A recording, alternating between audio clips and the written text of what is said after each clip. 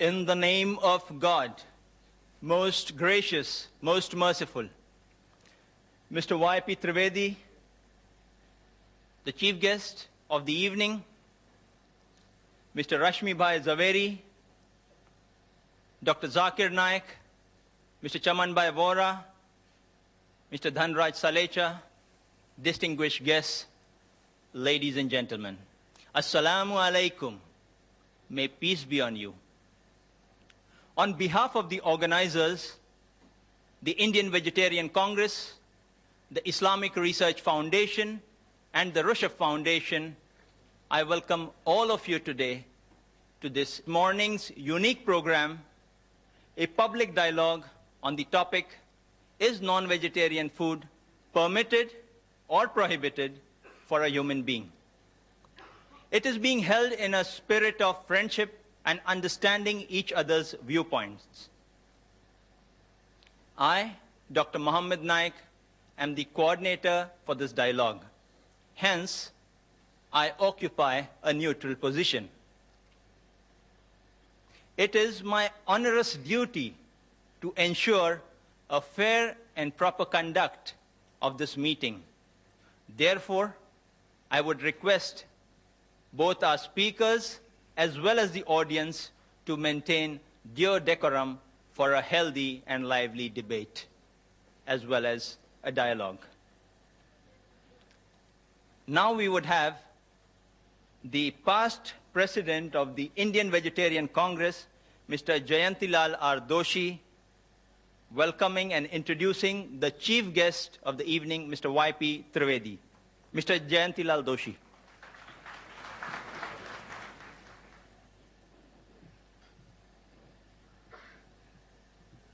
Mr. Y.P. Trivedi, he is a very senior advocate in Supreme Court of India and leading tax expert of Mumbai. His activity in economics field inside ex-president of Indian Mercantile Chambers and active members of chairman of many other institute, trade and industrial body. In professional field, he was president of Chambers of IT Consultant and vice president of IT Tribunal and Bar Association. In political field, he is traders of Maha Pradesh Congress Committee, BRCC. He is also chairman and director of many public limited company, Reliance and Dana Bank. In education field, he was location of master's degree in Lower and Bombay University. He regularly continues articles of various in different papers and journalists. He has addressed a member of senior and meeting of Rotary, Lions Club, etc., and Air India and Doordarshan, etc. Thank you. Now we have Mr. Dhanraj Salecha, President of the Rushdie Foundation, presenting mementos to our chief guest, as well as garlanding him on behalf of the organizers.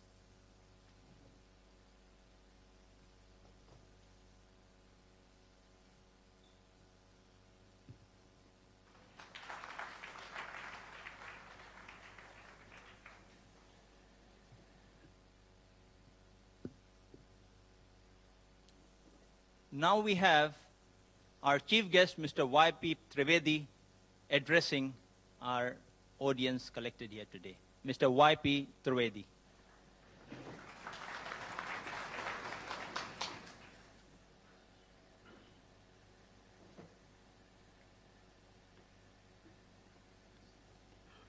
Dr. Zakir Naik, Mr. Rashmi Zaveri, Dr. Mohammed Naik, Dr. Dhanraj Salecha, Chimanlal Vora, and friends. Before I give my introductory speech, I have been told, and I think I would like to repeat and say with great firmness that one of the greatest friend and the greatest enemy of our civilization is the cellular phone.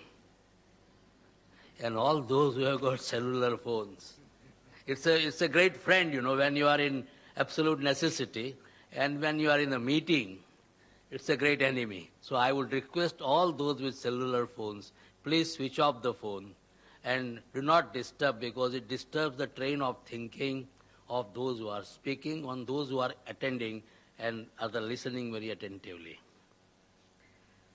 Friends, I welcome all the speakers and all of you here to this very healthy debate which is taking place. I believe that this should be the beginning of similar debates which should take place in the times to come.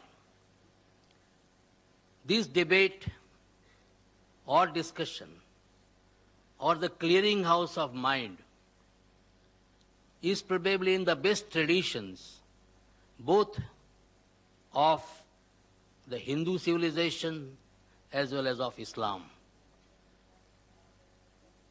In our mythology and our history, we have such instances of such debates taking place in the courts of kings like Janak, when people from various shades of thoughts, because Hinduism was never following one particular pattern of thinking. There was Bhakti Marg, there was non-dualism, there was Advait Marg, there was Charvaks who did not believe in any god. So all of them, King Janak used to assemble them, provoking them to debate, not trying to influence anybody, but inviting the thoughts and then leaving the debate to the people at large to make up their own mind. So that was the tradition of our Hindu religion in this land of India. That was also the tradition of Islam. In the immediately succeeding years after the demise of Prophet Muhammad, Islam was a religion, Arabia was the place which was the place of learning, logics, mathematics, astronomy. All this was being discussed, and the great scholars of Arabia imbibed the thought, made inquiries, and transformed that knowledge thereafter to the Western world. According to me, the Renaissance movement in Europe owes its origin to the thinking of these Arab thinkers who were great stalwarts in their own time. We very often associate Arabia with thinking about Arabian Nights. But let me tell you that apart from the strides which they made in the field of fiction and some of the most imaginative fictions, at the same time in the field of science, technology, thinking, logics, mathematics, they made great strides. That is why today also, in spite of all the achievements, the West is still talking about the numerals as the Arabic numerals. And this is how Islam also in those days used to think openly. That tradition has been continued because I believe in the realm of King Akbar. He also used to call people from all religions, even the Christians who came at that time. They landed on the shore of India. They were also called and they were asked to explain what are the tenets of the religion.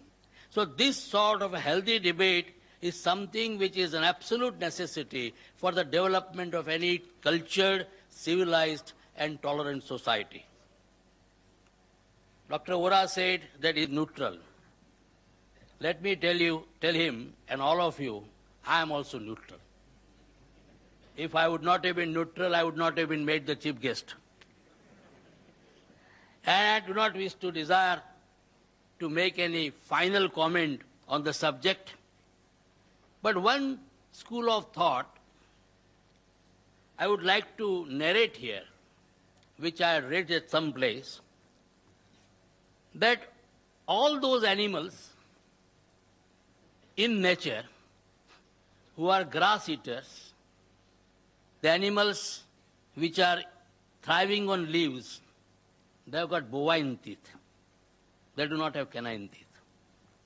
All those animals which are eating flesh, meat eaters, they have got canine teeth, what we call Rakshi. Human being is the one species which has got both bovine teeth as well as canine teeth. So it is very likely that nature wanted this species to survive.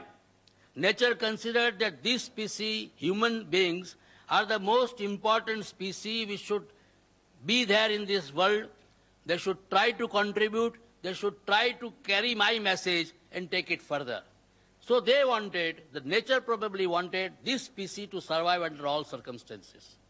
Nobody can deny that the early Homo sapiens or Homo erectus, they're all flesh eaters. At that time there was no agriculture. If you look at the evolution as we now learn from science, it is only the advance of civilization that people started taking to agriculture. When they started taking to agriculture and started growing corns, some of them became vegetarian, some of them remained non-vegetarian, some of them became the mixture of both. They also took vegetarian as well as non-vegetarian. And most of the non-vegetarian people today also eat vegetarian food as a part of their diet. I believe that in this aspect, when you are talking whether it is permitted or prohibited, we are talking about permission or prohibition by the religion. In this one aspect, Dr. Nayak, I would probably like to differ from you. I believe that it is not the function of religion to tell us what we should eat and what we should not eat. Religion should try to purify our soul, purify our conscience, talk about good behavior, lead us to the path of God. What we should eat, what we should not eat is something which the doctors should tell us. The nutrition experts should tell us. It is not the function of the religion to say you shall not eat garlic, you shall not eat onions, you shall not eat ginger. Because this is something, if subsequently the nutritional experts tell us that this is something which is very good for your health, which is very good for your survival, which is very good for you to fight your diseases, then certainly it has to be taken. Because these are the subjects in modern day science. We have to grow up. We have to think in terms of what is lying ahead of us. We are entering now the next millennium, 21st century. So much is expected from us. Today only I was reading in one of the magazines about the forecast of Nostradamus. And Nostradamus thinks that this particular country, which is surrounded on three sides by sea, that one country will come on the top of the world. And are we going to go into the top of the world, become a superpower, by just clinging ourselves to some of the outdated notions? For example, yesterday, so many people migrated from this country.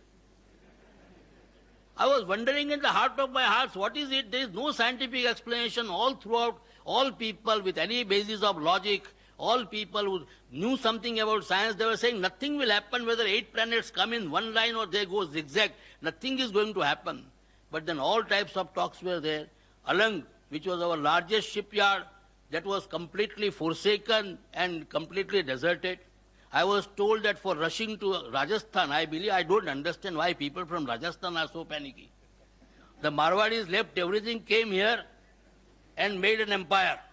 And the same Marwadis, thinking the 8 planets are there, they ran away. I was told 2,500 rupees were paid for a bus ticket for going back to Rajasthan. And nothing happened. So what is very important for all of us, if this country has to go further, if we as a nation has to make our mark, and probably the destiny is before us, we can reach great strides. The 21st century, as I've always been saying, belongs to India and Pakistan. Both of them, when they will come nearer and nearer, they will be able to become the leaders of the 21st century. And if that is going to happen, then let me tell you, we will have to get out of these old dogmas. What we should eat, we should not eat, the doctors should tell us. If a new scientific discovery is made, and I have been asked that I should eat tomatoes because it fights the cancerous growth, then I must eat tomatoes, irrespective of what my religion tells me. So I think let us go to the scientists, let us develop for ourselves a modern mind, a scientific approach. Then I think today or tomorrow, the whole world is before us. I don't want to comment on the trespass of the domain of the speakers. With these introductory remarks, I am once again trying to point out I am absolutely neutral. And I would like to hear the views of the learned people who have made research on the subject. Thank you very much. Thank you, Mr. Trivedi. Now we have brief introductions of each of the speakers before we get into the mode of formal dialogue program.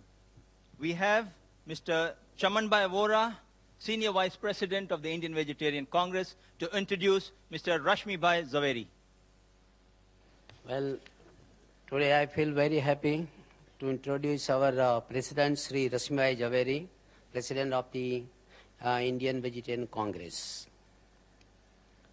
I think this public dialogue will become very, very interesting, looking to the introductory speech given by our Chief Learned Guest, Y.P. Trivedi. So let us hope for the very good dialogue. Now, Rashmibhai Zaveri is a chartered accountant by profession. He is having his own firm, Rashmi Zaveri and Company. They are very well reputed in the field of, as far as the corporate sector is concerned. And he is a very good speaker as far as the religious speeches are concerned. He is a master of many of the religious philosophies.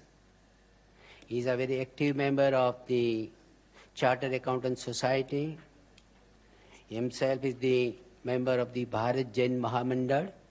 He is the founder president of the Forum of Jain Intellectuals, one of the very prominent institutions as far as the Jain people are concerned. And he is very well connected with the Kala Gurjari also. Though he is very young, at the age of 63, he is very energetic, and he looks forward always to this type of dialogues, and today's dialogue is really a very good one. And I, especially before, by giving the introduction of Mr. Rashmibhai Zaveri, I would like to thank our chief guest as well as our Dhanraj ji and our Zakir Naik Sahab for having a very good dialogue, whether by principle a human being can take or should not take the vegetarian and non-vegetarian foods. Thank you very much. Mr. Ashraf Mohammadi to introduce Dr. Zakir Naik. Dr. Zakir Abdul Karim Naik, 33 years, is the president of the Islamic Research Foundation, Mumbai. Though a medical doctor by professional training, he is renowned as a dynamic international orator on Islam and comparative religion. Dr. Zakir removes misconceptions about Islam on the basis of Quran, Hadith, and religious scriptures of various other religions.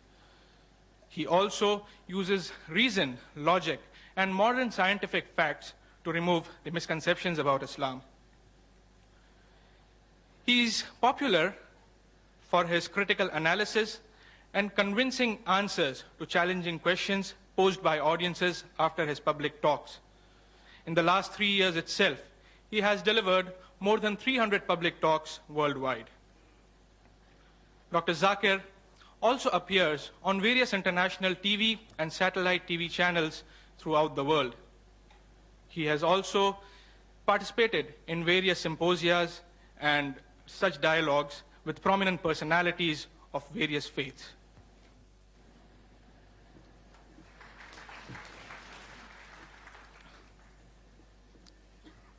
I have been asked by many persons,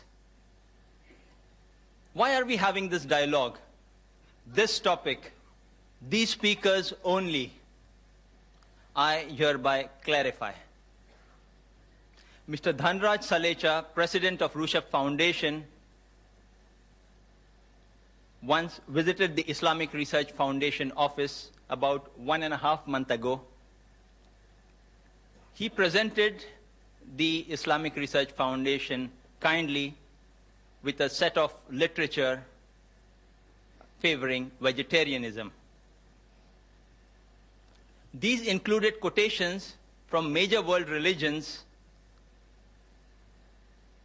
which included quotations also from the Quran and sayings of Prophet Muhammad, peace be upon him, which according to him indicate that non-vegetarian food is prohibited for human beings.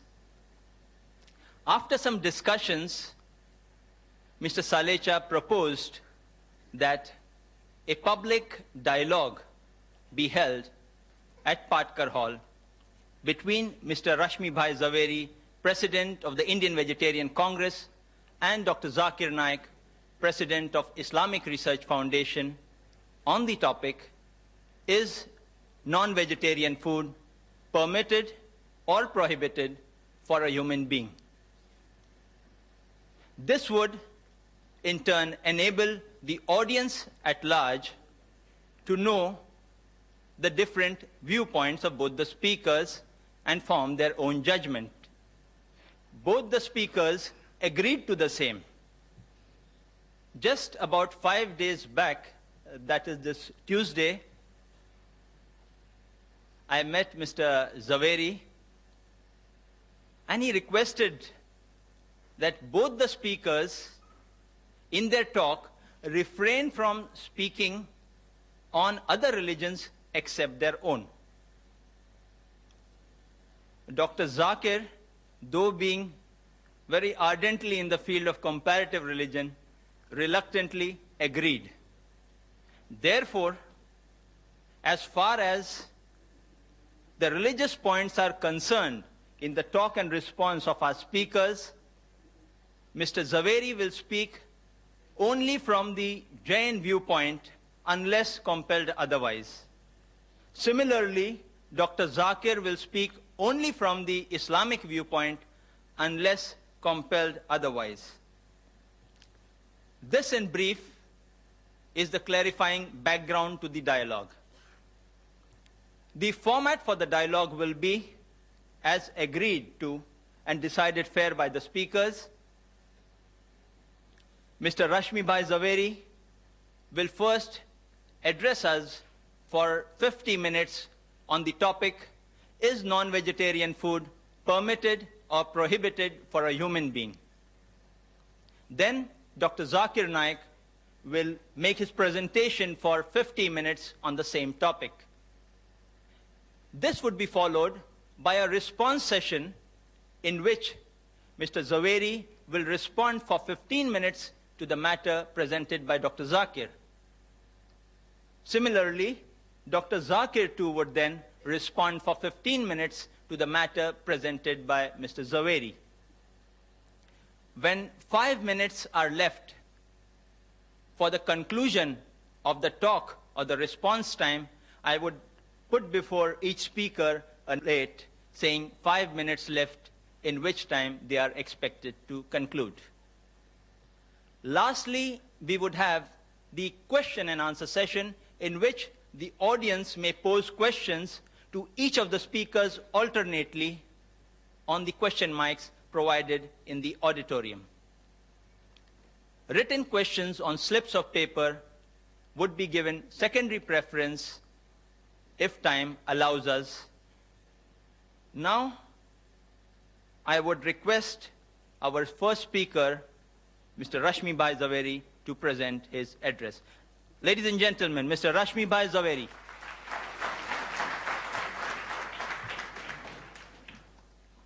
Before I start my talk, I am really very happy that this atmosphere of brotherhood, it has really moved me. And I will request Dr. Zakir Naik to come forward and let's have a Gale Lag Ja scene.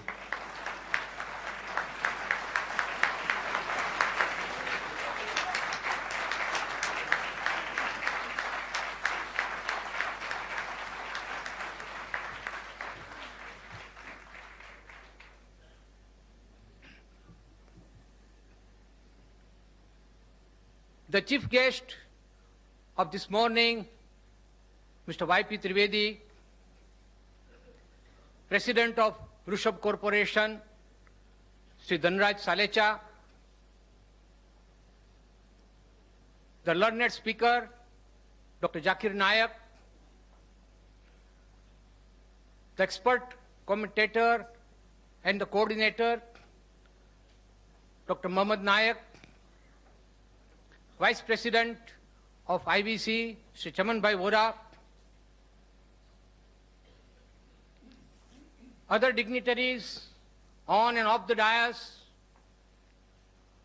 my friends, brothers and sisters.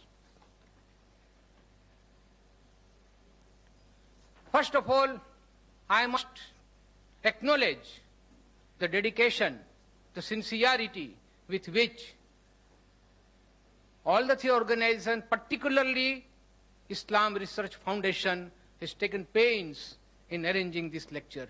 I don't mind and I don't hesitate in saying the entire credit goes to IRF.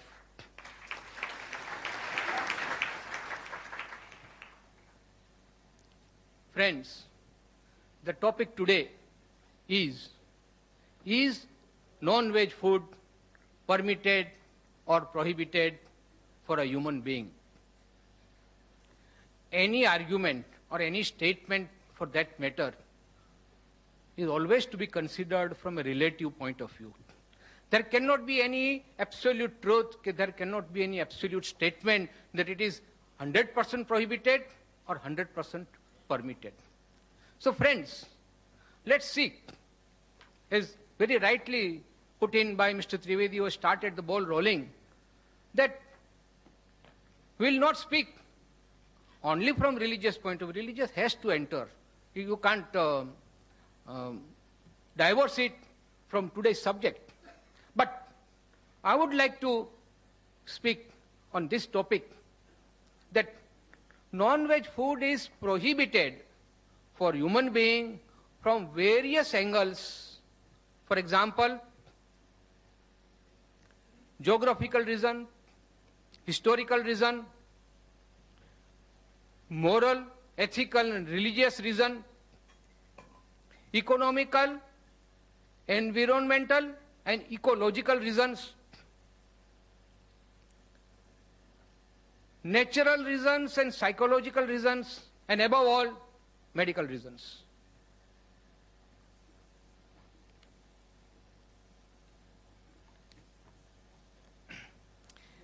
It's a fact now well established that our actions are controlled by our thoughts. What we think, we act. And our thoughts are controlled by our diet. As we eat, so we behave. And that's why the topic is very important, that we should choose our diet in such a way that our thinking is positive. The word positive will include everything. And believe me, friends, not only all the religions, but the medical science has now proved that the food that we take, it definitely influences our thinking, and so our behavior. Friends, there was a time when there was no alternative available, as Mr. Trivedi rightly put. There were places on this world, and there are even now places where there is no availability of vegetation. It is simply not possible because of the extreme circumstances. But now the world has progressed so much that there is a very advanced system of transportation which is available to us. And any type of commodity, including food, can be transported from one part of the globe to another without any problem. Now that when we have got alternatives, we have to think about this, which alternative is better from all the angles that which I have described earlier. And that's why, friends, I am now coming to my topic proper, that non-veg food is not permitted now at this point of time, not only for India, but for other countries of the world also. First of all, I will say that all Indian philosophies have stated that we should not harm any living being, not only the living beings that we can see, but also those living beings which we cannot see, which are in air, fire, water, etc. But always there is a limit. It's very difficult for a human being to refrain from total ahimsa, total hinsa or violence because of his needs. So that is why Lord Mahavir stated that at least you limit the essential killings, but absolutely no killing for your own selfish motive or for your own needs of hunger, etc. And that is why under Jainism and most of the Indian philosophies, non-veg food is totally prohibited. Now this is a religious aspect. I will not go very deep into it. But the psychological aspect, the effect that non-veg food has on our thoughts and deeds, that is the most important part. The learned authors, I will not now quote the names of the books and authors because that will take time. But I have got all the authorities with me. It is said that veg diet reduces needless suffering in the world and also preserves our ecosystem. See, when I talk about alternative, you look here, or you look at the wild animals who stay in jungle. Those who are carnivorous, they will restrict themselves to meat eating only. But those animals which are herbivorous, they will never go for meat eating. Only human being is such because of some false notions, I will say. The human being has been both a carnivorous and herbivorous. As I said, if alternative is available, why should we go for unnecessary killing? The basic principle underlying this theory is non-violence, love, and compassion for animals, birds, fish, etc. Because flesh food falls in not essential category, while vegetarian food comes under essential category. Psychologically also, cruelty, instant impulses, urges, basic animal instincts, impatience are all the necessary consequences of flesh food. By eating animal flesh, man will ingest all the animal instincts, the 4 basic animal instincts of food, fear, possessiveness, and reproduction. These are there in man. I don't say no. But they are the basic instincts. We have got a reasoning mind. We can rise above these basic instincts. We can control our impulses and urges and then only we can become super animals or super beings. Otherwise, human being and animals, there is no difference at all. But man has additional quality called reasoning mind, which is blunted by the influence of flesh, food, and man becomes more like animal. The scientific reason for this is that flesh is an integral part of animal body. It is full of tamasic value. There are 3 types of values: tamasic, rajasic, and sattvic. Tamasic, in short, is the brutal sense or brutal instincts of animal. A man becomes more like an animal.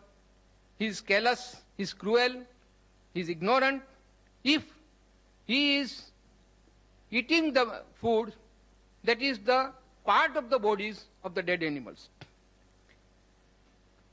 The crime rate is higher. Aggression is the natural consequences of flesh food. It distorts the thinking and reasoning. It is not only a problem by itself, but it creates many other problems like increase in crimes, cruelty, etc. The virtues like compassion, sharing, self-control are obliterated by the impact of flesh food. If we insist on treating animals more brutally, then our behavior will also become less human and more brutal.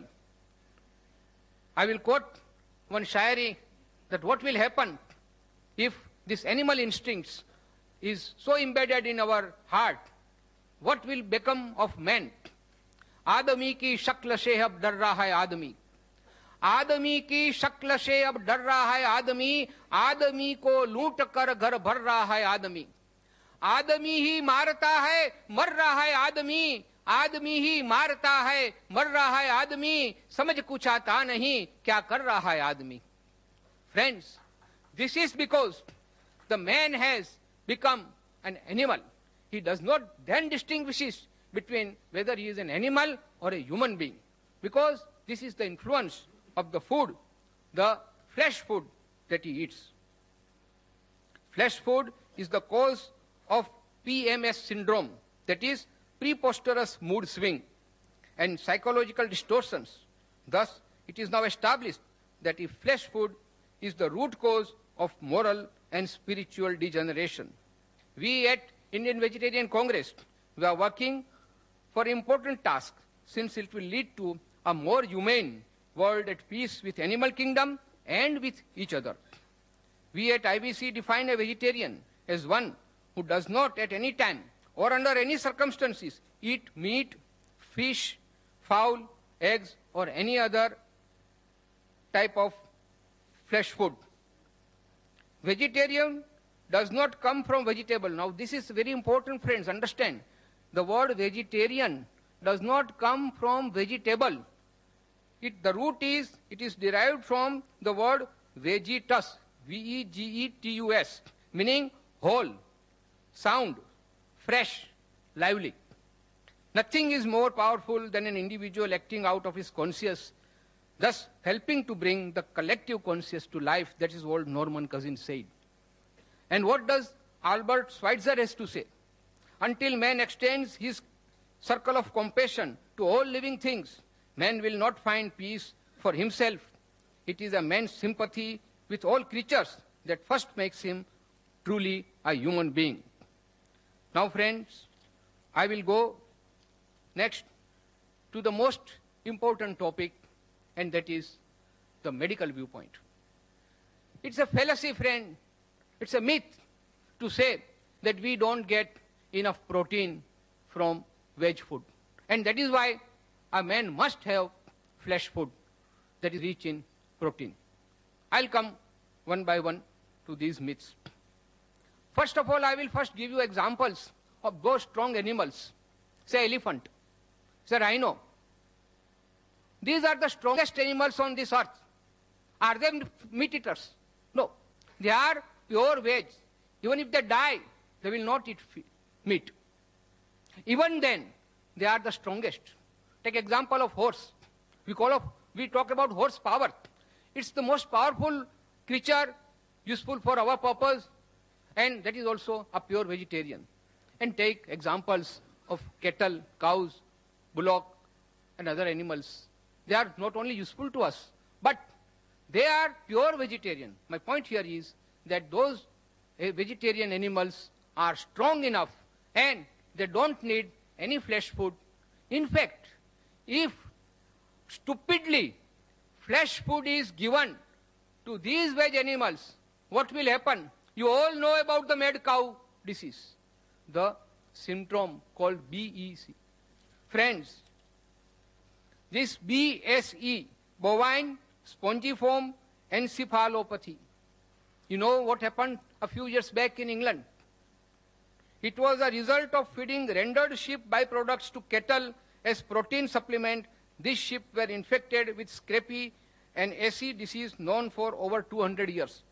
Now, if sheep food can make a cow mad, what do you expect the result on human being?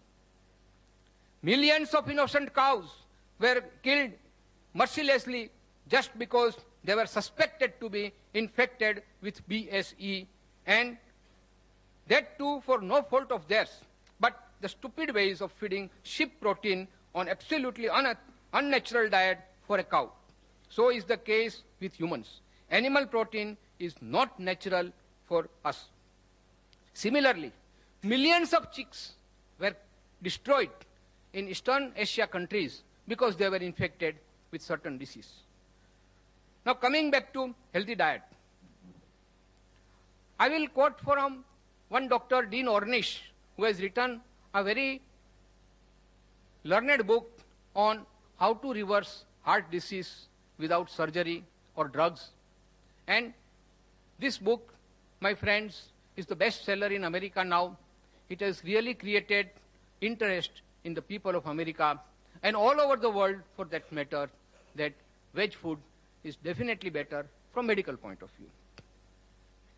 He has given two types of diet, one reversal and one prevention of heart disease. Both are strictly veg diets because he has proved scientifically that veg food is the best food for a human being. It not only helps heart patients but also reduces risk of other degenerating and fatal diseases caused by flesh food, diseases like cancers of colon, cancers of breast, cancers of prostate, obesity, high blood pressure, stroke, diabetes, gallstones. The Surgeon General of America has confirmed this in the report on nutrition and health. He has given certain facts for protein. Friends, we'll have to be a little technical about it. The protein is formed from building blocks called amino acids. These are of million varieties, of which only 3 are critical for us: lysine, tryptophan, and methionine.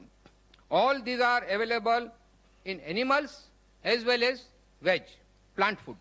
But when one consumes animal food for getting these 3 critical amino acids, one also consumes unnecessary elements like cholesterol, saturated fat. Friends, these are the 2 things that are the prime reason, the killers for human being: cholesterol and saturated fat. Now let us address the issue that is universally put forward, that we do not get sufficient protein from vegetarian food. And so we have to turn to flesh food for adequate supply of amino acids. Now this is a fallacy. A combined meal of legumes and cereals. Legumes means dal, pulses, and cereals mean wheat, rice, etc. You have to combine these two and you get a complete balanced diet which provides complete protein, which is not different from protein found in eggs or meat, but without cholesterol and animal instincts. One dietetic association has stated positive relationship between vegetable lifestyles and risk reduction for several chronic degenerative diseases, as mentioned earlier. It has confirmed that veg diet is healthier and more nutritious. Plant food is totally free from cholesterol, which is found in both. But cholesterol is only found in animal products such as meat, poultry, fish, and dairy. Flesh food is also high in saturated fats, which our liver converts into cholesterol. Our body makes all the cholesterol we need. Now this is very important, friends. You must understand. We need cholesterol, but we don't have to take cholesterol from animal food. Our body, it's a wonderful mechanism. The biochemistry, the chemical factory of our body can manufacture all proteins, all cholesterol from our own system. 3/4 of the cholesterol in our blood is made by our body. It is the excessive amounts of cholesterol and saturated fat in the diet that lead to coronary heart disease. The other diseases, friends, which I have summarized from various journals, medical journals: epilepsy, infected flesh, kidney diseases, excessive protein, excessive uric acid. These are all the diseases because of the flesh food. Rheumatoid, arthritis, gout. This is the direct consequence of uric acid found in flesh food. Degeneration of intestines, decay in immunity system. Dr. Deepak Chopra of America has stated that our body is capable of living for more than 100 years if we take proper care of it. Now look at the population in North extreme north region Eskimos. Now, perforce, because no vegetation is available, they have to take flesh food. And the average life of an Eskimo is only 30 years. All non-veg food is devoid of vitamin C and vitamin A, which is naturally available in vegetables. Avidin in eggs and other dangerous bacteria are responsible for many skin diseases such as eczema, scabies, leprosy, etc. Now, I'll give you certain scientific facts. One medical study has proved that there are less heart diseases in veg people than flesh eaters. Second, it's a well-known fact that not only in India, but even in advanced countries, there is no foolproof system of medical exam of animals before slaughtering. Thus, diseases carried by them are passed on to the humans who eat flesh food. Friends, we all know that like human beings, the animals are also infected by diseases. And they are the carriers of the deadliest germs. And when these animals, they die and one eats that flesh, that diseases which were infected and which were the part of the dead body of that animal is again inherited by us. 9% of food poisoning cases, 90% of food poisoning cases are in flesh food eaters. When an animal or bird is brought to a slaughterhouse, now this is a friend which is again, it needs some explanation. If you have visited a slaughterhouse or a poultry, you will know this. When the animals are brought to the slaughterhouse and when they know that they are going to be slaughtered, the pain, the agony, the anguish that runs in the system, it gives rise to adrenaline, the hormones, which mixes with the blood and into the flesh.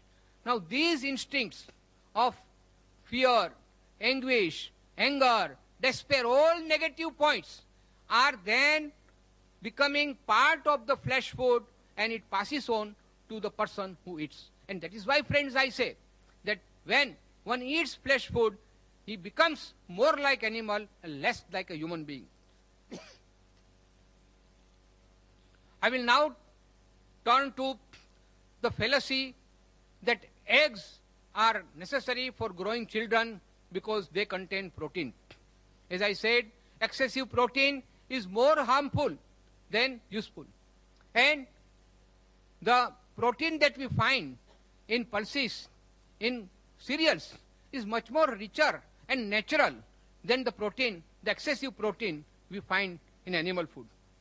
Now, I'll give you the example of egg. Each egg weighs about 100 grams and has 170 calories. It contains 13.6% of protein, as against that any dal or pulse will contain 24% of protein, much more than the egg, of same weight, 100 grams. Egg will contain 13.3% saturated fat, while there is no saturated fat or very little of 1% in cereals and pulses. 450 to 500 milligram of cholesterol is contained in egg, one egg. Amino acid called methionine, which destroys vitamin B. Large quantity of sodium salt. All these are part of the egg. And when one eats egg, he is then infected. His body is infected because of this excess protein, cholesterol, and saturated fat. It does not contain any carbohydrate. It does not contain any fiber.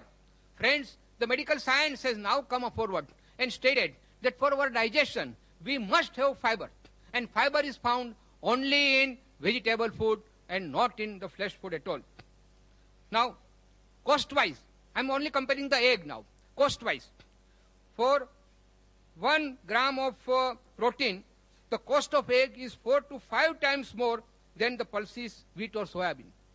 Cost of 100 calories, it is almost 10 times costlier than the pulses. Thus, pulses, wheat, etc. are not only cheaper, but they provide other important nutrients like vitamins, minerals, fiber, etc. Now, let's take a look at the poultry farming. Now, they call it poultry farming. It's a totally misnomer. I tell you, sir, it is a poultry factory. The way in which the birds are stored there. They have to climb upon one another to eat or drink because there is not sufficient space. Even the poultry people, they say that this is our factory and these are our merchandise. They are goods, nothing but our products. We are not concerned whether they are living beings or not.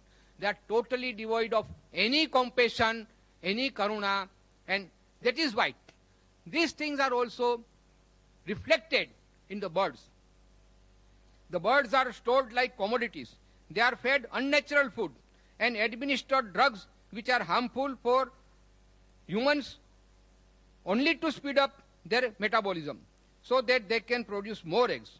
The poultry people are only interested in making profit. And the result of this, they die premature death. It affects physical as well as mental health, intellectual and emotional growth. Egg is poison for children. Egg begin to rot immediately unless they are put in deep fridge. But when they are marketed, they are prone to decay and disease faster. Vegetable egg is again a myth. It's a fallacy. No egg can be a vegetable egg. It's an animal product only. It is definitely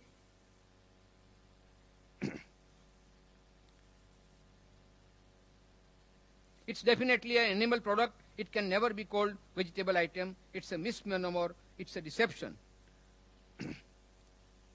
Friends, I will now turn to the economical aspect. Now, these also I have studied from various journals, medical science, and more important from the statistics department of the government of India and government of America, the UK government, etc. But I will not, that's why, give you the citations during my talk, but I will give you the summary. UK. The survey has stated the land required to produce the fodders to feed the animals to obtain flesh food is 14 times more than that required for vegetable diet to feed men directly. Because what happens? First you grow fodder, you feed it to the animals, and then you kill the animals for flesh food, and that is how you get your flesh food. But if the same land is used for agriculture, for pulses and cereals, that same piece of land can support many more families, and here only few families can be supported by using this land for pasture. I have been given one statistics. 10 square acres of land can support 10 heads of human beings or 10 heads of cattle for the whole year. But 10 heads of cattle for meat cannot support even one single person throughout the year. Natural grass or pasture can and grain crop both genetically belong to grass family. You see, once the crop is harvested, what we have is sashish or stalks. These are again the source of, excellent source of biochemical fertilizer or manure. Look how many crores of rupees of our foreign exchange we are wasting on artificial fertilizer and chemical fertilizer, which we all know is extremely harmful to us. But because we are not able to get the natural manure which we can get from cattle and animals, we are destroying them, foolishly destroying them for our own food. But we are not considering the fact that the manure that these animals produce are much more economical, much more healthier, and much more useful to our country. It's now well-known fact that 16 kilograms of food grain are required to be fed to one animal for forming 1 kilogram of meat. Thus, by feeding animals reared for slaughter, the country is deprived of vital food grains which can feed many, many more people.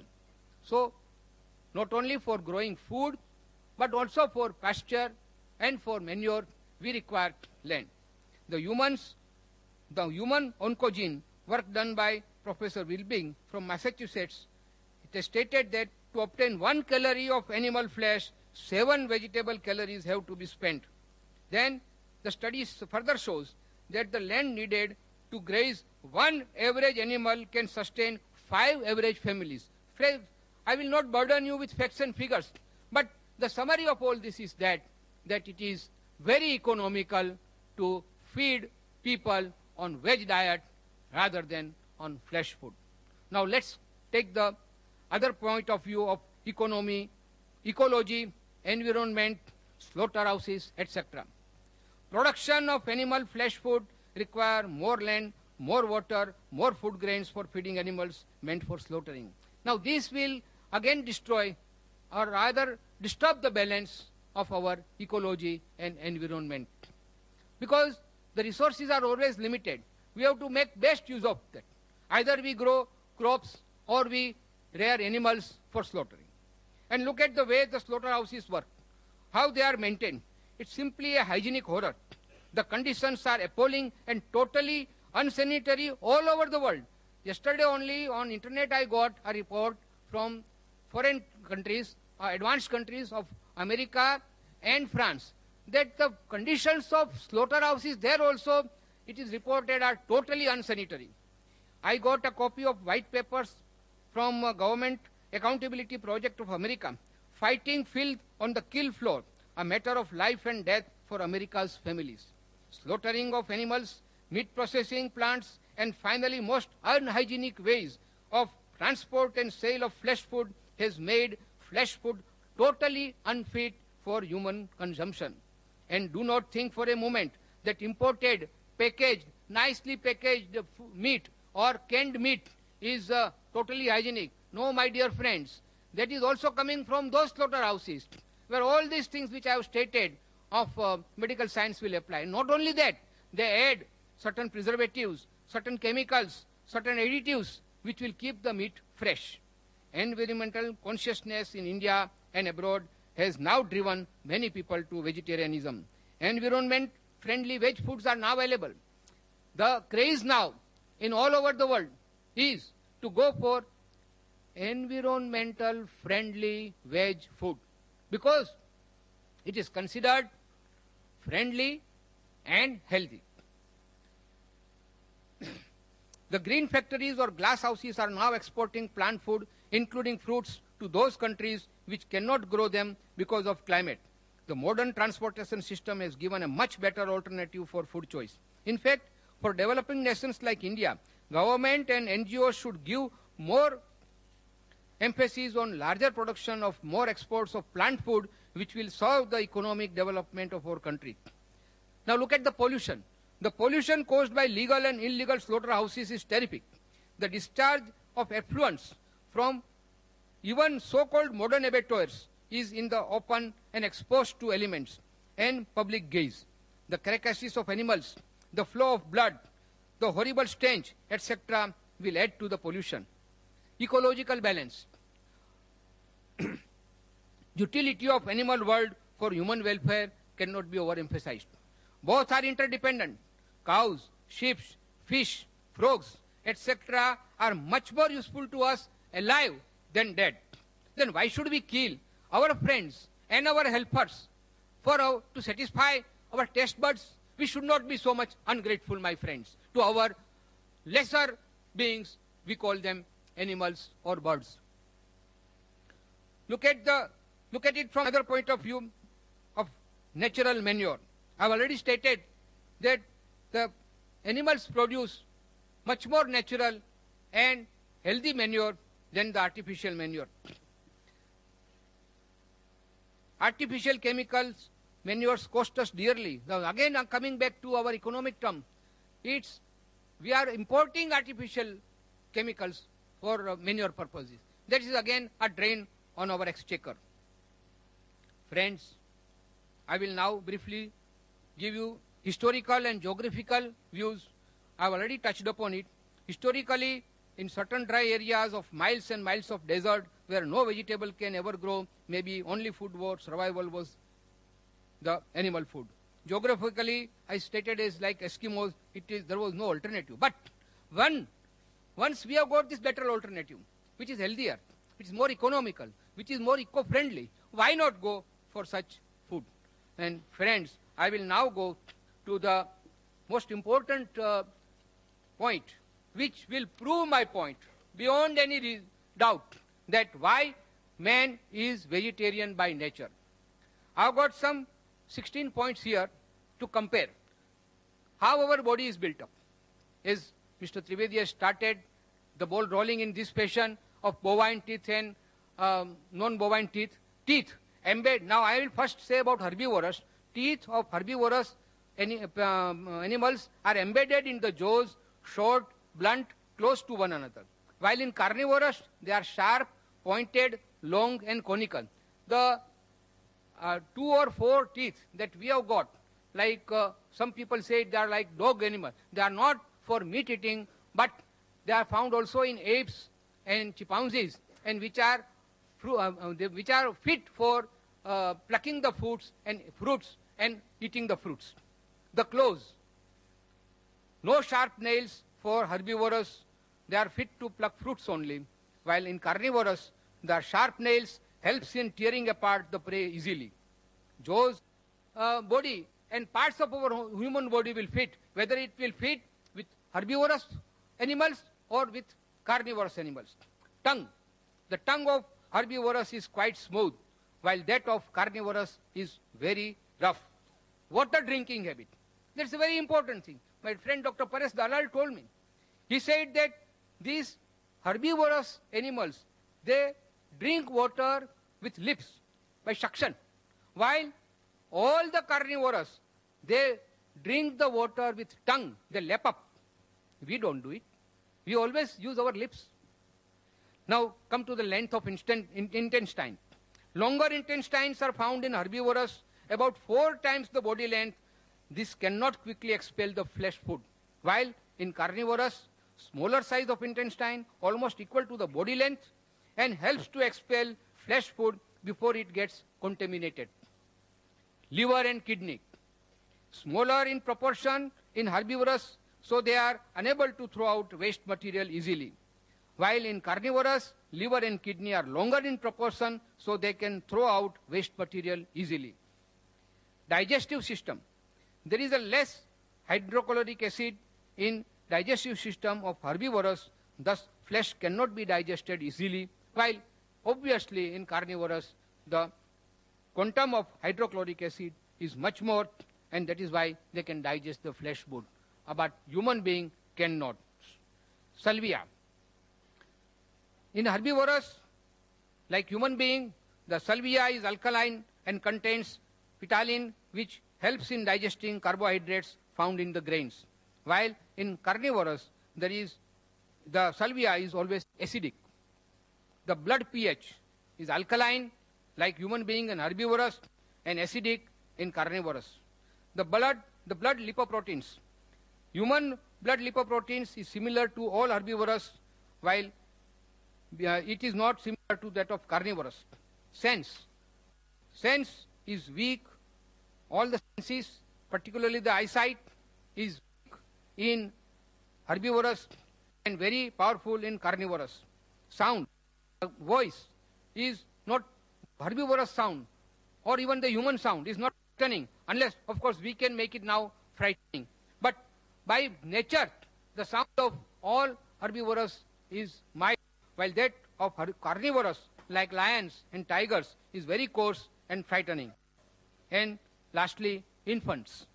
Normal sight power of right from, see the young ones of herbivorous, right from the moment of birth, they can see very clearly, while all the infants of carnivorous wild animals are blind at least for a week.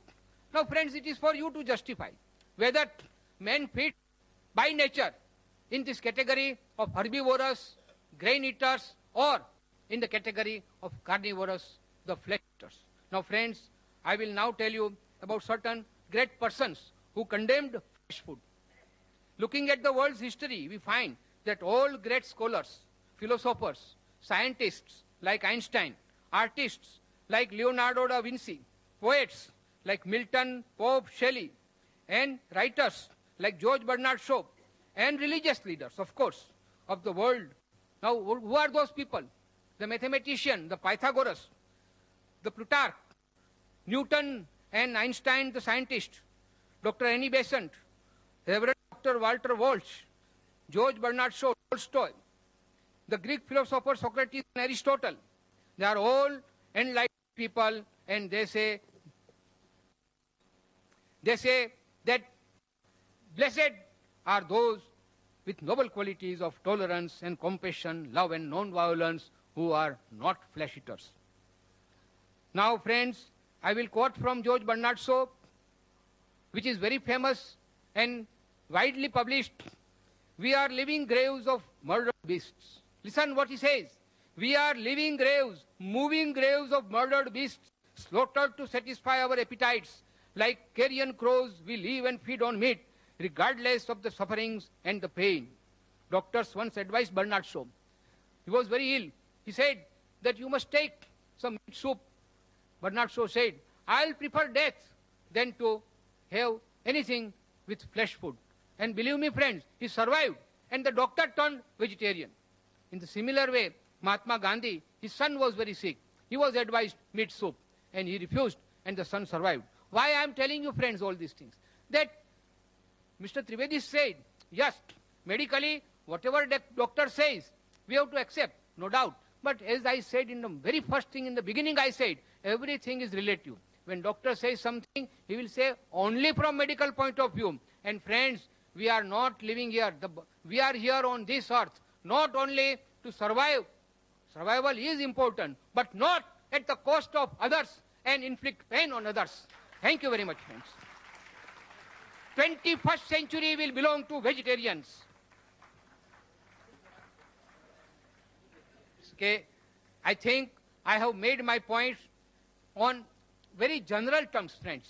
I will tell you that I know those who are regularly flesh eaters are coming from some culture, some family, some faith, and that is why they have never applied their mind. And that is what Mr. Trivedi stated, that we are here today. We have gathered here. Let us apply our mind, that not only from religious angle or from our social angle, because I have seen, I'm not afraid to say that many of our Jain friends, when they go to certain gatherings, because they are afraid of the social status, they start eating meat. I don't like that. But then it is for everybody, whether he is a vegetarian or a non-vegetarian. Apply your mind. Try to see from all these angles whether it is permitted or prohibited from our own health point of view, from the national point of view, from the social point of view, from ecological, from environmental, and above all, from compassion point of view. Friends, when nature has created all animals, all humans, all creatures equal, nobody has got right to kill anybody just to satisfy his own palates. Thank you very much.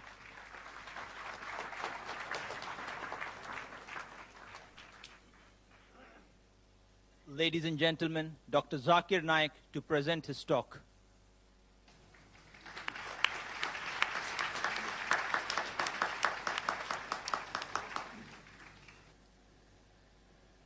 Alhamdulillah. Wassalatu wassalam. Ala Rasulillah. Wa ala ali wa sahbihi ajma'in. Amma ba'd. A'udhu billahi minash shaitanir rajim. Bismillahir rahmanir rahim. Ya ayyuhal lazina amanu. Awfu bil uqud. Uhillat lakum bahimatul anam. Illa ma yutla alaykum. Bismillahir rahmanir rahim. Rabbi shrah li sadri. Wa yassir li amri. Wahlul 'uqdatam min lisani yafqahu qawli. Respected Mr. Rashmi Zaveri, Mr. Trivedi, Dr. Muhammad Naik, the respected people on the dais, my respected elders, and my dear brothers and sisters. I welcome all of you with the Islamic greetings. Assalamu alaikum wa rahmatullahi wa barakatuh. May peace, mercy, and blessings of Allah subhanahu wa ta'ala, Almighty God, be on all of you. The topic of this morning's debate is non-vegetarian food permitted or prohibited for a human being? It is not whether vegetarian food or non-vegetarian food which is healthy or which is better. If I prove that an apple is better than a mango, that doesn't mean mango is prohibited.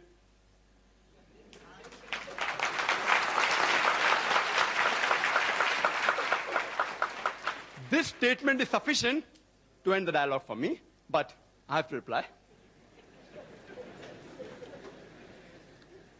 Non-vegetarian, by definition, means a person who has food of animal origin. It does not mean a person who does not have vegetarian food. It does not mean a person who does not have vegetables and fruits. Let it be very clear to all of you. A more technical and a scientific word is an omnivorous diet. A person who has many types of food, especially foods of plant and animal origin. Vegetarian, as Mr. Rashmi very rightly said, it doesn't come from the word vegetables. It comes from vegetas, which means full of breath, full of life. He didn't give a better explanation. We can talk about it. And he didn't speak. There are various types of vegetarian. We have fructarian, who only eat fruits and nuts. Then we have the vegans, who don't have any animal products. We have lacto-vegetarian, what I believe Mr. Rashmi Zaveri is. They have milk. We have the ovo-vegetarians, who have eggs. We have the lacto-ovo-vegetarian, who have egg and milk also. We have the pesco-vegetarian, who eat fish. We have semi-vegetarian, who also have chicken. This classification is done by the Vegetarian Society, not by me. And you can name another 20. Time doesn't permit me. I would like to state a quotation by Dr. William T. Jarvis. Dr. William T. Jarvis, he is the advisor to the American Council of Science and Health, ACSH. And he's also the professor of public health and preventive medicine in the Loma Linda University. And he's also the founder and the president of the National Council Against Health Frauds. And he's the co-editor of the book, The Health Robbers, a closer look at quackery in America. Most of the quotations are from America. And according to him, he classifies vegetarian based on the behavior standpoint into two categories: pragmatic vegetarian and ideological vegetarian. A pragmatic vegetarian chooses his diets on objective health reasons. He is more reasonable in his approach rather than emotional. The ideological vegetarian, on the other hand, he chooses his diet based on a principle, which is based on an ideology. He is more emotional rather than reasonable. And Dr. William T. Jarvis says, one can spot an ideological vegetarian by his exaggerations of the benefits of vegetarianism. And you could see that in the talk which preceded my talk. Exaggeration of benefits of vegetarianism and the lack of skepticism and the overlooking of the fact that extreme vegetarianism can lead to potential health risks. He says that the ideological vegetarian, he pretends to be like a scientist, but he's more like a lawyer than like a scientist. And you could see that in the talk by the learned speaker. More like a lawyer than like a scientist. They gather data and information selectively against the information which is against the ideology. This may be good for a debate like the one we are having, but not for engendering scientific understanding. Dr. William T. Jarvis says that ideological vegetarianism is filled with hypotheses. It is filled with extremism from which even scientists and doctors are not immune. And that you can see the quotation. Mr. Rashmi Zaveri has said several diseases. And it's possible for me to refute each and every, but if time permits. He's talking about science, but the approach was not scientific. All can be prevented very well. Prevention is better than cure, is the base of the medicine, which time will not permit me to go into health reasons, etc. In the rebuttal, if time permits, I'll try and cover most of the other aspects. And health, I will try and cover in the rebuttal. Let's analyze the various reasons why a person chooses a food habit. It can be religious, it can be geographical location, it can be a personal choice, smell, taste, color, due to humane or ethical consideration, due to anatomical and physiological consideration, due to behavioral consideration. It can be due to ecological and economical consideration. It can be due to nutritional value or due to health and scientific reasons. Health and medical reasons. Let's first analyze the religious reasons. Mr. Trivedi said that religion should not interfere with the human beings where it's concerned what we should eat and what we should not eat. That we should leave it up to the doctors. I agree with him that in most of the religions, that is the case. The religious authorities, the main foundation, that's Almighty God, if he's not a doctor, the God that you worship is not a doctor, then you should not follow him. He says, leave it to the doctors. But in Islam, we believe Allah subhanahu wa ta'ala, Almighty God, is our creator. And the creator of the human beings has far superior knowledge than all the doctors put together in all the years.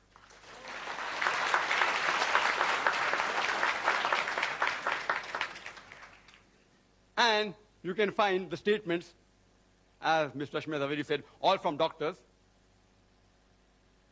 He's quoting from these books, which I think is available for sale outside, all these books. I will touch on some of these points, all out of which many are fictitious. Fictitious don't exist at all. Some are irrelevant, some are untested, and some are truths which are half-baked truths. I would like to make one point crystal clear. That while I prove undoubtedly that non-veg food should be permitted for the human beings, I do not have the slightest intention to hurt the feelings of any vegetarians. And while I prove logically and scientifically that non-veg food is permitted, and if someone feels hurt, his sentiments are hurt, I apologize in advance. I sincerely apologize. My intention is not to hurt anybody's feeling, but I have to reply to the presentation of the earlier speaker. As far as Islam is concerned, it is not compulsory for a human being to have non-veg. A Muslim can be a very good Muslim even by being a pure vegetarian. But when our Creator, Almighty God Allah subhanahu wa ta'ala, gives us permission to have non-veg, why should we not have it? And I started my talk by giving a quotation from the glorious Quran, from Surah Ma'idah, chapter number 5, verse number 1, which says, Ya ayyuhallazina amanu, O you believe, awfu bil uqud, uhillat lakum bahimatul anam, illa ma yutla alaykum. Fulfill all your obligations, and lawful for you for food are all four-footed animals with the exceptions named. Quran further says in Surah An-Nahl, chapter number 16, verse number 5, that cattle has been created by God for you. In it are various benefits. You derive warmth, and of the meat you can eat. The same message is repeated in Surah Mu'minun, chapter 23, verse 21, that you can have the meat of the cattle. Let's analyze the geographical reasons and the surrounding environment. And as we know, it influences a person's food habit. Like people living in the coastal region, the Kokanese, they have more fish. People living in South India, they have more rice. People living in the deserts, where there's scarcity of vegetation, people mainly survive on the flesh of animals. The Eskimo, the Arctic region, where there's scarcity of edible vegetation, they survive more on seafood. And Mr. Zaveri said that he knows that vegetable is not available in certain parts of the world, but today, due to advancement of transportation, we can supply them with vegetables. I would request the Indian Vegetarian Congress to supply, at least give the transportation cost, that's all, to supply to the Eskimos, to supply to Saudi Arabia. You get vegetable in Saudi Arabia, it is more expensive. Why? Because the cost of transportation. That makes it more expensive. It is illogical and unscientific to spend more money to buy a food which is less nutritious. Let's analyze the humane reasons, the ethical reasons, and the pure vegetarians. They say that all life is sacred and no living creature should be killed, they fail to realize that today it's a universal fact that even plants have got life. So the main argument on killing a living creature doesn't hold good today. Previously, maybe, a couple of centuries ago, it may have held some weight, but today it carries no weight. Then they further argue today and they say, yes, we know that plants have got life, but they can't feel pain. Therefore, killing a plant is a lesser crime and lesser sin as compared to killing an animal. Today, science has further advanced and we have come to know that even the plants can feel pain. They can even cry. But the cry of the plant cannot be heard by the human ear because the audible frequency range of the human ear is from 20 cycles per second to 20,000 cycles per second. Anything below and above this, the human ear can't hear. But the cry of the animal can be heard by the human beings, but the cry of the plant cannot be heard by the human beings. Just because you cannot hear the cry of the plant, that doesn't justify you to inflict pain or kill the plant.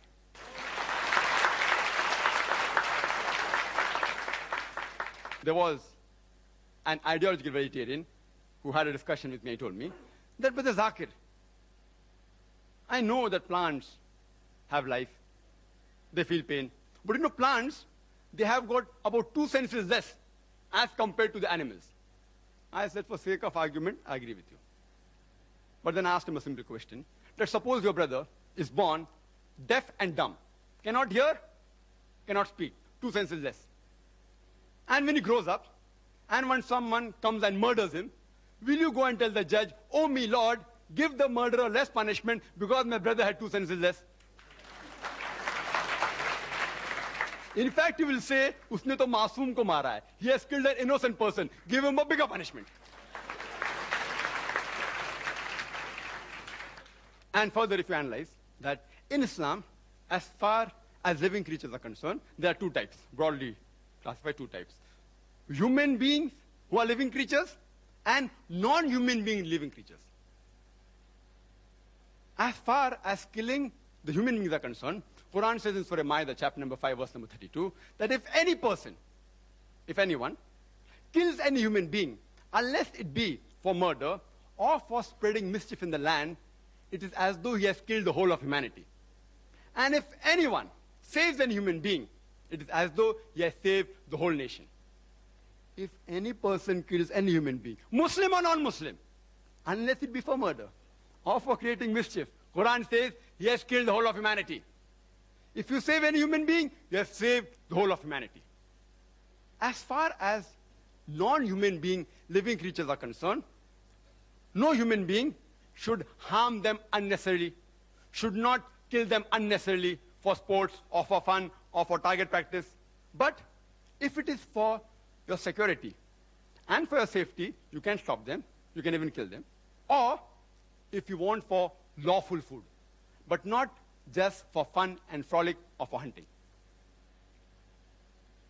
Even if I agree that the plants are a lesser species as compared to the human beings, if you take the life of one animal, an average animal, it can feed about 100 human beings. For the same 100 human beings, you may have to kill more than 100 plants. So is it preferable to take the life of one living animal or the life of 100 living plants? Which is a bigger sin? Is it a bigger sin to kill 100 human beings who are handicapped or kill one healthy human being? Which is a bigger sin? You decide for yourself.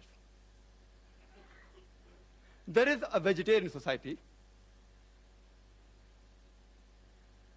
by the name of World Foundation on Reverence for All Life. Most of the quotation which he gave is from here and from these 3 books. Most of them. Almost all. The name of the foundation is World Foundation on Reverence for All Life. They forgot to mention except plant life in bracket. And it says, all creation is one family. All life is sacred. What kind of an ideology is this? That you permit the killing of one family member, but do not permit the killing of the other family member. It's illogical and unscientific. You know, in America, there are vegetarian society who take students to slaughterhouses and they make them see the bloodshed and convert them to vegetarianism. It is like a doctor taking the young girls to observe and watch a difficult childbirth and then say, that's the reason you should not marry and should not have children.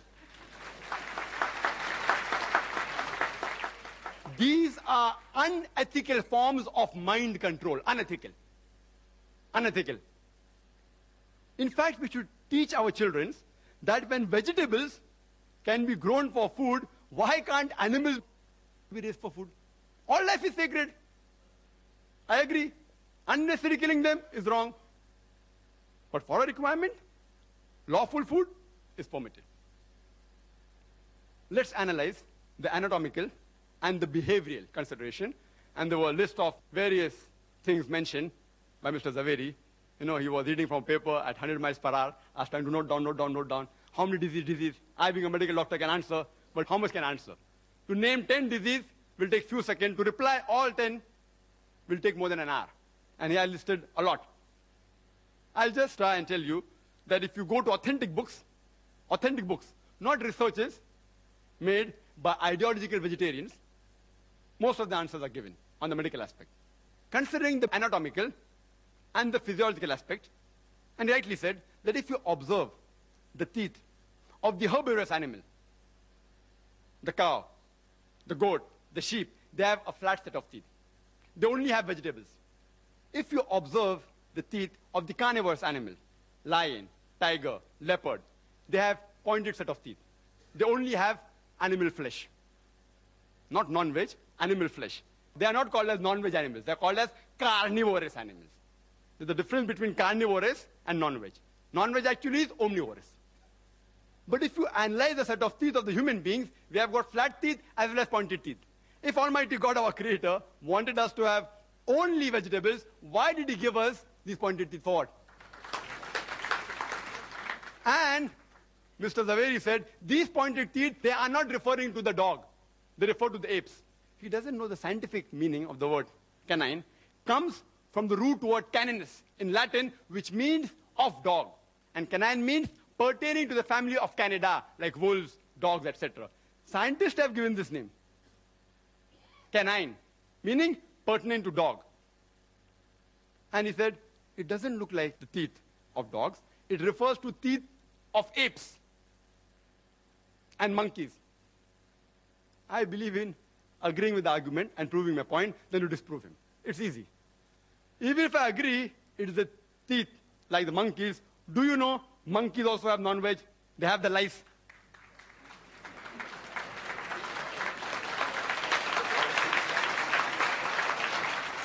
There are many species of ape who even have raw flesh of animals. Many species of apes who have raw flesh. They're omnivorous. Who says they're carnivorous? They're omnivorous. They aren't pure veg also. And many species are even called as cannibals. Some species of apes and monkeys. If you analyze the digestive system of the human being, it can digest both veg as well as non-veg. If Almighty God wanted us to have only vegetables, why did He give us a digestive system which can digest both veg as well as non-veg? And Mr. Zaveri said that we cannot have raw flesh. I agree with him, most human beings cannot have raw flesh. In the same way, most of the human beings cannot have raw vegetables, raw vegetarian diet, like raw wheat, raw rice. Can you have it? Raw moong, raw drumstick. Can you have? You'll get indigestion. So what is the argument? No, you have to cook them. I know as a medical doctor that raw wheat, raw rice, raw drumstick, if you have, you'll have problems. You can't digest them. So you have to cook them. Similarly with the flesh, we non-vegetarians, we cook them for easy digestion. But yet, there are certain human beings who even have raw meat. He gave the name of Eskimos. He didn't tell the root word meaning. The root word meaning of Eskimo, it literally means eaters of raw flesh. So there are human beings who even have raw meat. They are conditioned. Tomorrow if you're conditioned to eat raw wheat and raw rice, even you may be able to digest it. But most human beings cannot digest certain raw vegetables. That doesn't mean you should not have rice, you should not have wheat, that you should not have drumsticks. There are, in the herbivorous animal, an enzyme known as cellulase enzyme. And every vegetable has cellulase. And this cellulase enzyme helps in digesting the vegetables. We human beings, we don't have cellulase enzymes. Therefore, the vegetables we eat, the cellulose part remains undigested, and we call them as fibers. It's undigested. On the other hand, there are certain enzymes like lipase, trypsis, chymotrypsis, which are mainly meant for digesting non-vegetarian food. If Almighty God did not want us to have non-veg food, why did He give us these enzymes? And the primitive man, as said by the earlier speaker as well as the chief guest, archaeological evidence shows us clearly the Homo sapiens, the Eskimos, the Australian Aborigines, they were non-veg. So why the change now? We have the same teeth, we have the same digestive system, and he has given a list of other comparisons which prove we can have veg. And I agree with that. Where did I ever say that you cannot have veg? A non-veg is a person who has the food of the animal products as well as vegetarian food. It's an omnivorous diet. He said that the liver and the kidney in carnivorous animal is large. In the human beings, it is small like the herbivorous, because the animals have raw meat. Therefore, they have to remove the toxin on a higher level. We do it by cooking the food. Therefore, God gave us a small kidney and a small liver, which is sufficient to digest both cooked non-veg and also vegetables. Similarly, with all the arguments, HCl, it's not very acidic. Why? Because we don't require it. If you don't require it, why should God unnecessarily give it to us? Same with saliva, same with the pH of the blood, same with the lipoprotein. All the arguments are that because they have raw flesh, therefore they require it. We don't require it, so why should God give us? Yes, it's required for digesting veg food and cooked non-veg food. He said, carnivorous animals, they lick. And the herbivorous animals, they sip. We human beings, we do both. We do both. When we drink, while we drink, we sip. When we have ice cream, what do? We lick. We lick also, and we sip also, depending upon what is the food we are eating. Even the tea we can lick, not that we can't lick. But why do we waste time? It will take more time. Similar with all the arguments he's given about the teeth being closed. Because we also have vegetables. If God would have asked us not to have vegetables, then maybe the teeth were far apart. He asked us to have both non-veg as well as veg food. And there are various verses in the Quran talking about various foods, pomegranates, talking about vegetables, talking about dates, etc., which we should have. The plants, many vegetarians say, that they regrow. Therefore, we aren't killing the plant, and there are some plants which have that facility, not all plants. There are various, which we cut, it regrows. So if this is the only argument, that because it regrows, you can have veg food, you know, if you cut the tail of the lizard, it regrows. Will you have the tail of the lizard? It's a delicacy. There are human beings, the Australian Aborigines, they relish the lizard. Will you have the tail of the lizard? And the answer will be no. You know what I'm doing now? I'm behaving like a lawyer. I'm feeling ashamed to answer all these things, but I have to do, because it is also a debate. I had come here so that we understand better and have a friendly understanding of each other, but I have to behave like a lawyer also, besides being logical and scientific, because the arguments put forth, anyone who has general knowledge can reply. But because people don't have general knowledge, many people aren't aware. That's why these arguments may satisfy many people. And all these arguments are given in the books, which are distributed. Meat Eating, 100 Facts by Nemi Chand, distributed by Jain organization, also by the Indian Vegetarian Congress. This is a book given to me by Mr. Zaveri. 100 facts about egg, vegetarian or non-vegetarian. Each and every argument can be disproved. Certain things I know that non-veg causes diseases which can be prevented. Let's analyze the behavioral consideration. He gave certain arguments. The food we eat has an effect on our behavior. I agree with him to a certain level. The food we eat has an effect on our behavior. That's the reason we Muslims have the flesh of herbivorous animals like goat, sheep, who are docile and peace-loving. We want to be peace-loving and docile.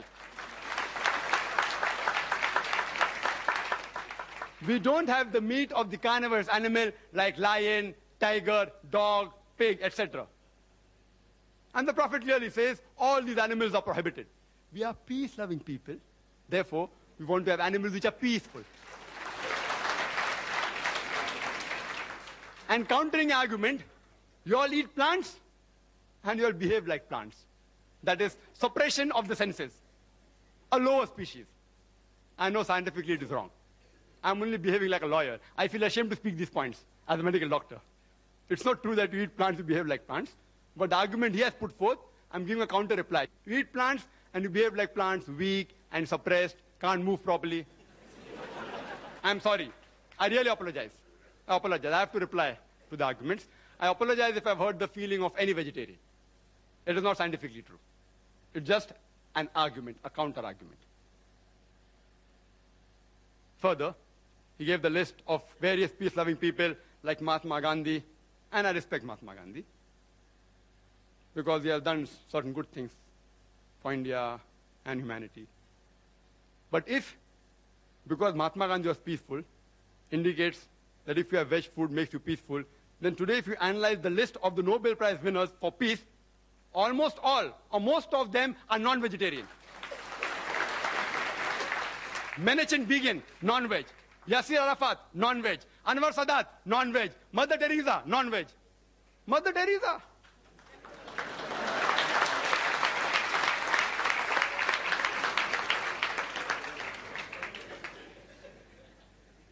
I want to ask you a simple question. Which man in the history of humankind is known maximum for killing maximum human beings? Can you guess? Hitler, Adolf Hitler. He has killed 6 million Jews. Was he a non-veg or veg? Vegetarian. Anyhow, there are crusaders of vegetarians. You know, now on the internet if you go, they say, see, Adolf Hitler was a vegetarian is a myth. He sometimes had non-veg. And the other side says that, you know, when he had gastric problems, that time we have vegetable foods only. To tell you frankly, on a scientific viewpoint, I do not consider the diet of Hitler to be responsible for him killing 6 million Jews. Neither am I telling, irrespective whether you are a vegetarian or non-vegetarian, I'm not interested in knowing, because I, being a doctor, I know it doesn't carry any weight. There were other factors which influenced him to take this drastic step, which is totally inhuman, not the diet. There are various researches done. There have been research in America on a group of students who are pure non-veg and on a group of students who are veg, pure veg. And they analyzed that the group of students who were non-veg, they were less violent and they were more social. But it's a research. It's not a scientific fact. I will never use this as an argument to prove that non-veg food makes you peaceful. No. I'm a doctor, more of a doctor, as well as lawyer were required because I'm in a debate. There are researches, but these researches aren't scientific facts. Most of the statements, what Mr. Rashmi Zaveri made, all were researches, not scientific facts. There is not a single authentic medical book which says that non-veg food in general should be prohibited. Not a single. All these are researches, like the research done by this person in America. Then they say that veg food makes a person intelligent. And he gave a list of great names. Albert Einstein and Isaac Newton, etc., etc. if we analyze the list of the Nobel Prize winners in all these years, majority were non-veg. Majority. And today, animal behavioral scientists, they say that the carnivorous animal should be more intelligent than the herbivorous animal in order to catch the prey. If he's not intelligent, how will he catch the prey? But anyway, I'm not going to use this as an argument, therefore non-veg food makes you intelligent, because these things don't actually affect a human being. The diet does affect a human being, but these arguments don't affect. These arguments don't affect. And all the other arguments given, they don't carry weight actually. There are people who give examples that non-veg food makes you strong is a myth. It's a scientific fact mentioned in several medical books, authentic, that non-veg food is good for health. It does have disease also, you can prevent them. There are proteins, which I'll come to it later on. And to counter-argue that, they're giving an example of Yadunath Singh Naik. Has anyone heard of him? Yadunath Singh Naik. In the army, it is mentioned in this book, Vegetarian or Non-Vegetarian, Choose Yourself by Gopinath Agarwal. Yadunath Naik, being a vegetarian in the army, in wrestling he defeated 2 non-vegetarian. Therefore, veg food makes you strong. I feel ashamed to reply to these arguments. I feel ashamed. It's a known fact that the title holders of world wrestling, yes, there are vegetarian wrestlers also, but if you compare with the full world, almost all the title holders of world wrestling are non-veg. The person known in bodybuilding maximum, who is he? Arnold Schwarzenegger. 13 times world titles he got. 7 as Mr. Olympia, 5 as Mr. Universe, and 1 as Mr. World. What was he, veg or non-veg? Non-veg. The boxer Muhammad Ali Cassius Clay, non-veg. Mike Tyson, non-veg. Yes, of course, non-veg food does add to the strength. That is a scientific fact. That's the reason that if you analyze that when a person is convalescing from a disease, it's preferable non-veg food. Not that you have to have non-veg, it's preferable, egg, etc. And I'll come to it later on. And then they give an example of a wrestler, Professor Ram Murthy. Never heard his name. He says it's a world-famous wrestler. Who has heard of him? Anyone has heard of him? Professor Ram Murthy? No one. World-famous. Where do you get this news from? World-famous. Then they give the example of Parmajit Singh in London, pure vegetarian, who skips 2,000 times a day. Therefore, vegetarian food makes you an athlete.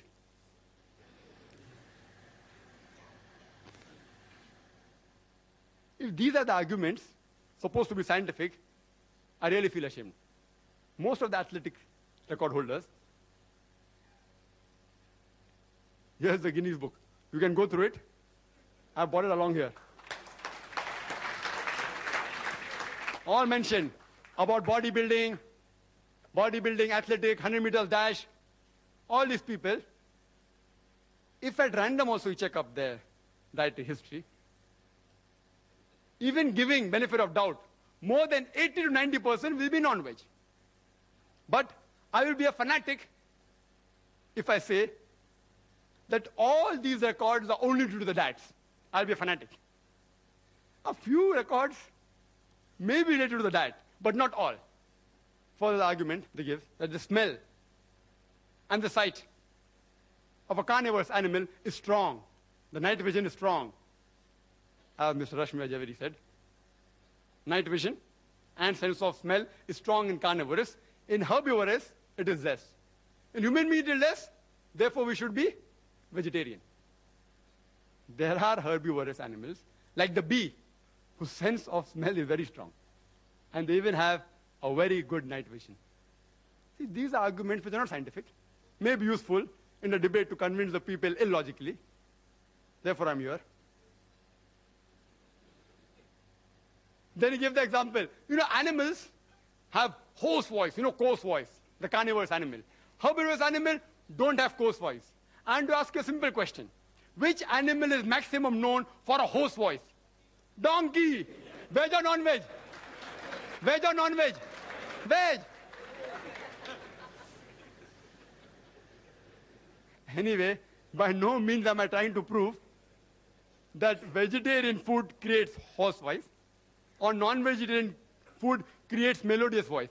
If you see the list of singers, many are non-veg, many are veg also. So just by quoting singers who are veg saying, oh, that's why vegetarian diet makes you melodious, is all illogical arguments. Really, I feel ashamed to answer all these things.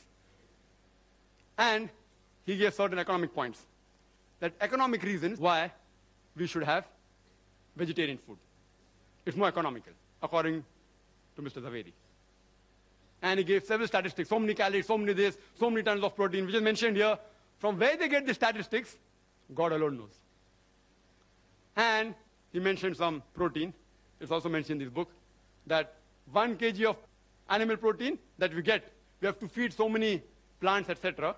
Therefore, it is equivalent to 7 kgs of veg protein. So if you're having meat for 1 kg protein, you are taking 7 kg vegetables. Therefore, vegetable is cheaper. How they get this kg of proteins, I being a medical doctor don't realize. Is it kg of food or kg of protein? And if I agree with them, I agree with them. Okay. You say, for sake of argument, 2 plus 2 is 5. I agree, and then ask you, let's see, take 2 rupees, give me 5 rupees.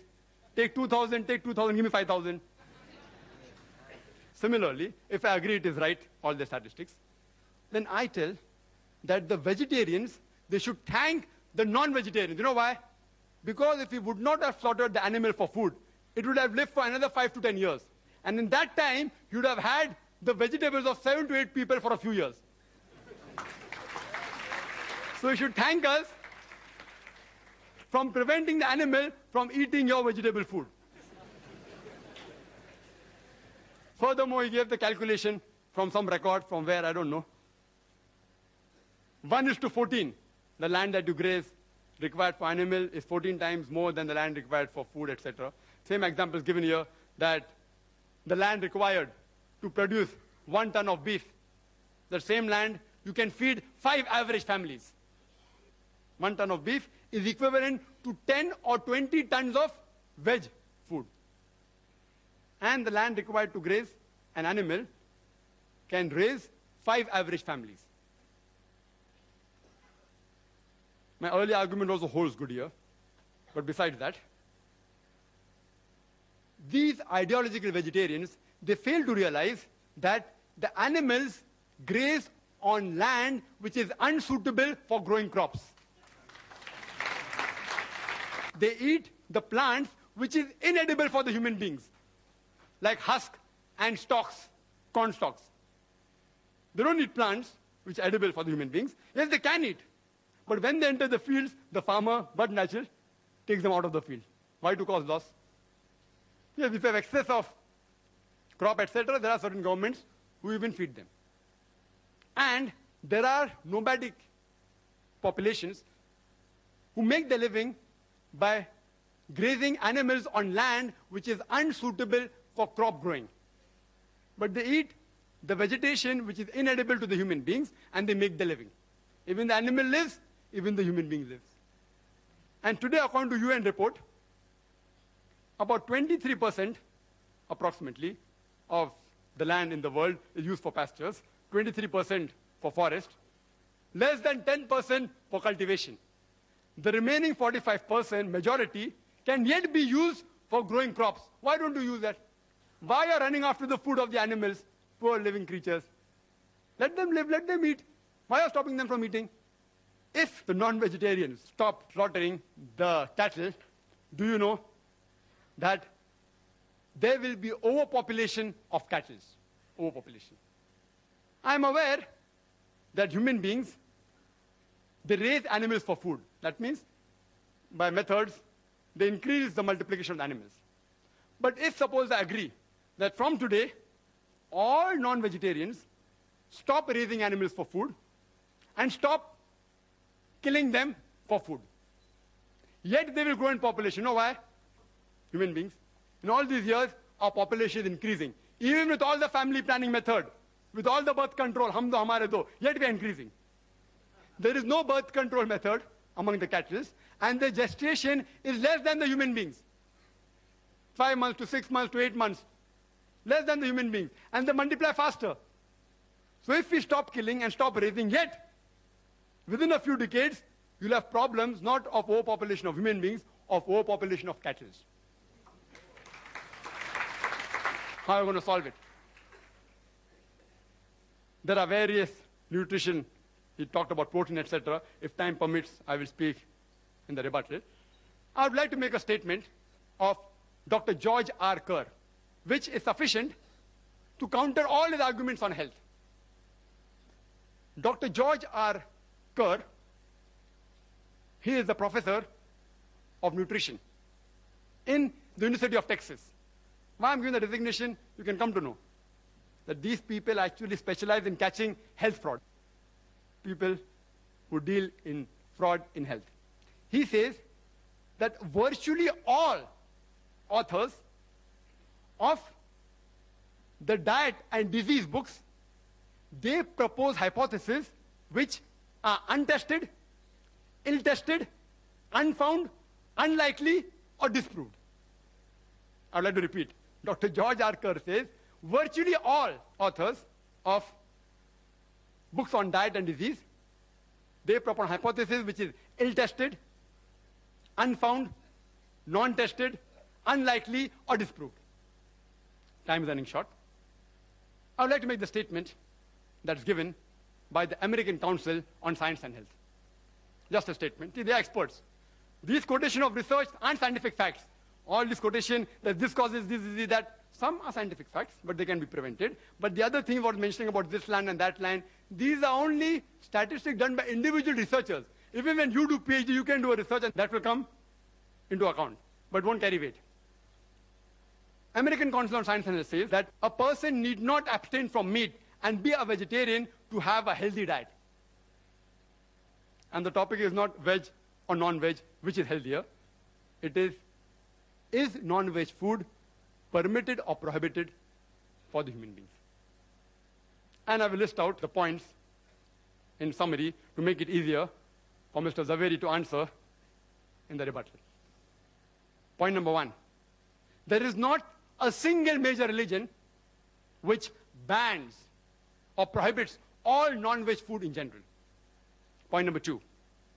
Geographical places like Arctic, where Eskimos live, how could you have provided food all these years back?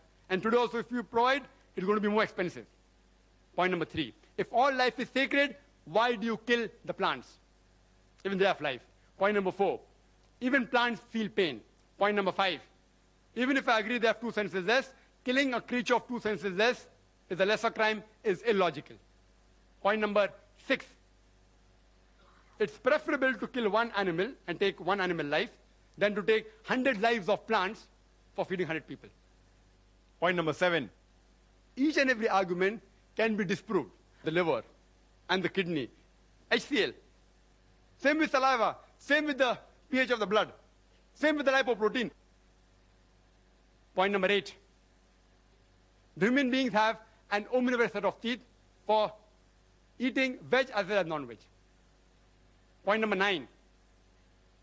They have a digestive system which can digest both veg and non-veg and have proved it scientifically approved by the enzymes. Point number 10.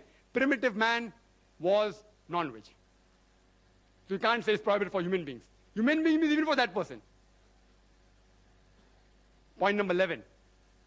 The food you eat has an effect on your behavior, but saying that non-veg food makes you violent has got no scientific base at all.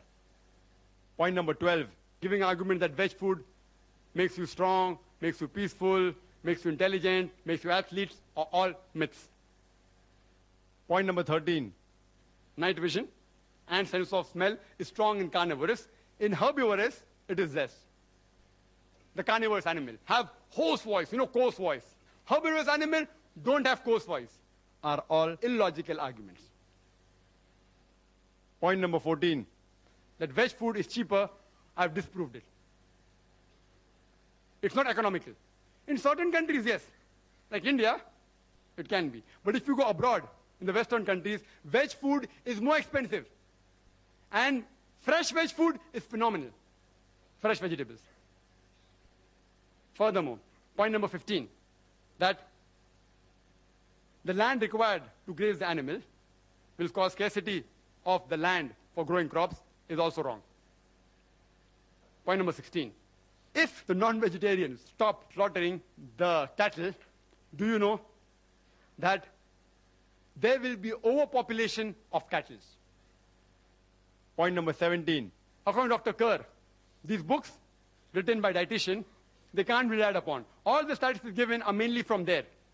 There is not a single statement, point number 18, in any authentic medical book which says non-veg food in general should be banned. Point number 19. There is not a single government on the face of the earth which has banned all non-veg food as a general rule. And point number 20, that even the American Council on Science and Health has said that for a healthy diet, being a pure vegetarian is not required. These are sufficient proof, logical and scientific, that non-veg food has to be permitted. If Mr. Zaveri doesn't agree, I request him to answer scientifically, not by comparison on just researches. But yet if Mr. Rashmi Bhai Zaveri doesn't reply to more than 20 points which I've put forth, yet I will not ask him to become a non-veg. Because I'm not a fanatic non-vegetarian. I'm not. Yet if you want to continue eating vegetarian food, I have got no objection. It's a personal choice. It's a personal choice. Some people like, due to certain taste, etc. It's a personal choice. And only thing I'd like to tell the people, that the vegetarians, the ideological vegetarians who do so much propaganda, that this has got more value, etc., they should stop such things and stop distributing these type of books which mislead the people.